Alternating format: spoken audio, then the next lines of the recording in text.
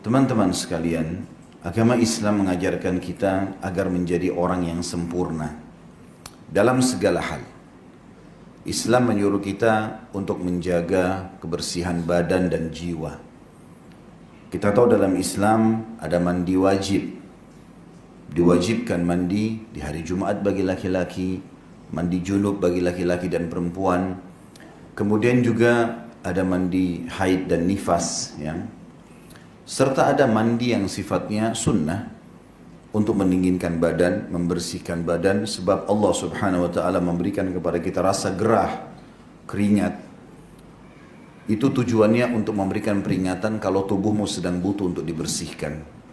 Mulut kita pada saat bangun keluar bau yang tidak sedap, tujuannya peringatan agar dibersihkan. Pada saat perut kita lapar, peringatan agar tubuhmu diberikan makanan. Haus, tubuhmu lagi butuh air. Semuanya ditata dengan sistem yang rapi. Dan Islam menyuruh pengikutnya untuk jadi rapi dan bersih.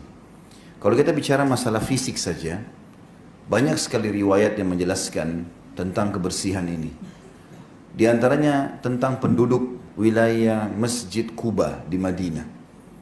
Allah Subhanahu wa taala menyebutkan tentang mereka, A'udzu billahi minasyaitonir rajim, lamasjidun ussisa 'alat taqwa min awwal yaumin ahaqqu an taquma fihi rijalun yuhibbuna an yatatahharu wallahu yuhibbul mutahhirin.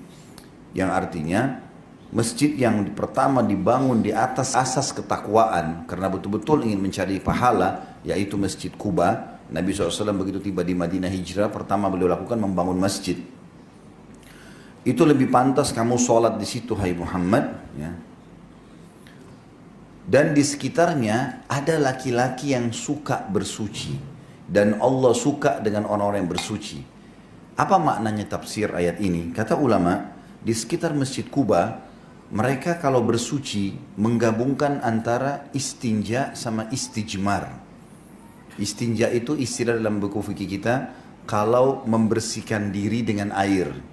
Kalau air tidak ada, kita menggunakan batu, namanya istijmar. Nah, dalam Islam kita pilihan. Kalau ada air ya sudah cukup. Ya, kalau tidak ada air baru pakai batu. Tapi penduduk sekitar Kuba menggabungkan keduanya. Mereka sudah cebok dengan air, mereka pakai batu lagi.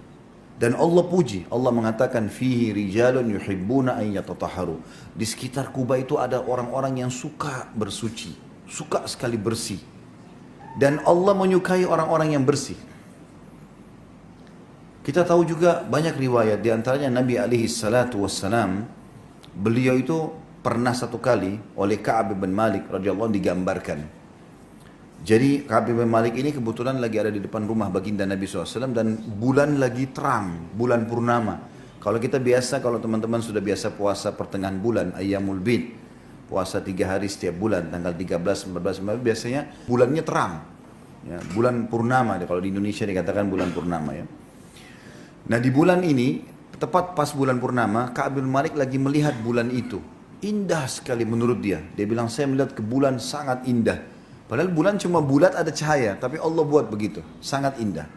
Tiba-tiba dia bilang, Rasulullah SAW membuka pintu rumah beliau. Dan beliau selepas mandi, habis mandi, rambutnya disisir dengan rapi ke belakang, menggunakan jubah yang berwarna merah bergaris hitam. Maka aku pun melihat ke arah Rasulullah SAW dan aku lihat bulan itu, aku temukan Rasulullah SAW lebih bagus daripada bulan itu. Karena tampannya, bersihnya. Para sahabat mengatakan kami kalau berada di sekitar Nabi SAW kami temukan bau yang wangi. Sampai terkadang kalau salaman wanginya tertinggal 3 hari. Nabi SAW suka sekali bersiwak. Sampai dikatakan awal yang paling pertama beliau lakukan masuk rumah, bersiwak dulu. Supaya bau mulut interaksi sama orang tidak ada. Dan beliau mengatakan kalau saya tidak beratkan umatku, aku akan suruh mereka bersiwak setiap kali mau sholat. Riwayat lain setiap kali mau wudhu. Selalu ada itu. Pernah ada sahabat, dalam riwayat lain masuk ke dalam masjid, rambutnya acak-acakan. Berantakan. Ya.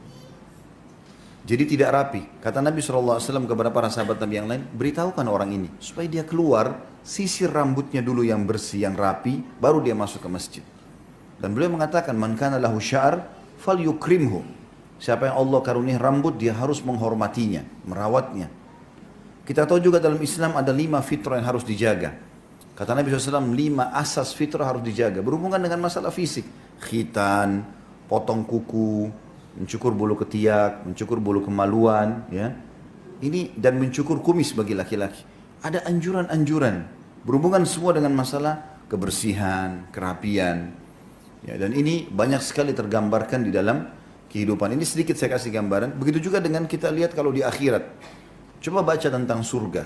Semuanya keindahan, kebersihan, istana yang luas, pakaian dari sutra, gelang-gelang dari emas, semuanya yang mewah dan bagus gitu. Jadi kita di dunia memang dianjurkan juga untuk bersih. Allah suka dengan orang yang bersih, di akhirat pun begitu. Nah teman-teman sekalian, saya datangkan contoh tadi ini untuk memberikan gambaran kalau Islam memang menyuruh kita selalu bersih secara fisik. Begitu juga bersih secara jiwa. Majelis ilmu seperti ini teman-teman adalah makanan bagi jiwa. Kalau kita lagi lapar, fisik lagi lapar, kita makan nasi, makan buah-buahan, ya, lagi haus minum air. Kalau jiwa bukan itu, jiwa makanannya ilmu. Jadi banyak orang fisiknya kuat, kekar, tapi jiwanya kurus, nggak pernah ada isinya. Jadi kalau dia sakit sedikit, keluh kesah. Ada musibah sedikit, nggak bisa sabar. Karena jiwanya kecil. Tapi kalau orang jiwanya besar, sehat, maka secara otomatis fisiknya bisa ikut. Orang kalau selalu punya ilmu syar'i yang bagus, dia belajar tentang keimanan, tentang akhirat, surga, neraka, nanti fisiknya ikut. Walaupun fisiknya kecil, walaupun fisiknya sakit, walaupun keadaannya miskin, bisa sabar. Karena jiwanya itu. Nah, bagusnya jiwa ini yang akan mengatur juga bagusnya fisik itu disilakan dengan kesolehan. Jadi kalau kita memperbaiki jiwa kita, semuanya baik, jujur, amanah, tanggung jawab, tawakal, yakin, banyak hal-hal yang merupakan sifat jiwa itu, maka dia akan memperbaiki fisik kita secara otomatis. Gitu. Nah, baiknya jiwa dan fisik ini itu namanya kesolehan.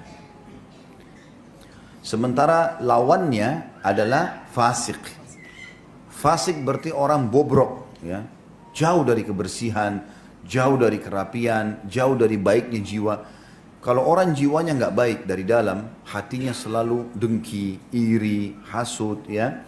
Kemudian penuh dengan was-was, penuh dengan segala macam hal yang bertolak belakang dengan tadi kebaikan jiwa itu. Tidak pernah mau masuk di majelis ilmu, maka fisiknya pun berpengaruh. Nanti akan berpengaruh pada realita fisik itu. Ya.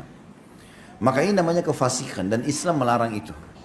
Allah pun membuat secara fitrah, kita suka dengan kesolehan itu. Jadi misalnya kalau ada orang senyum, ramah, baik, dermawan, ya baik semua, kita mengatakan oh orang ini baik. Memang Islam menyuruh itu. Dan secara fitrah alami juga kita nggak suka dengan orang yang fasik, orang yang kasar, orang yang suka fitnah. Kita juga nggak suka. Dan semua orang nggak suka itu. Berarti memang dasarnya kesolehan itu bagus. Agama juga anjurkan dan disukai oleh Allah, dijanjikan pahala besar, disukai oleh manusia. Dan juga kefasikan itu Allah benci, Allah berikan ancaman banyak dan manusia juga tidak suka. Allah menggambarkan tentang bedanya antara kesolehan dengan kefasikan ini. Contoh misal dalam surah Shad, surah nomor 38 dalam Al-Quran, ayatnya 28. A'udzu billahi minasyaitonir rajim. Am naj'alul ladzina amanu wa amilus solihati kal mufsidina fil ard am naj'alul muttaqina kal fujjar. Mana mungkin kata Allah, kami akan berikan kedudukan yang sama antara orang yang beriman dan beramal soleh dengan orang yang membuat kerusakan di muka bumi. Dan bagaimana bisa kami jadikan orang yang bertakwa, yang patuh, yang halal dinikmati, yang diperintahkan dikerjakan, yang dilarang dijauhi dengan fujar, orang-orang yang fajir.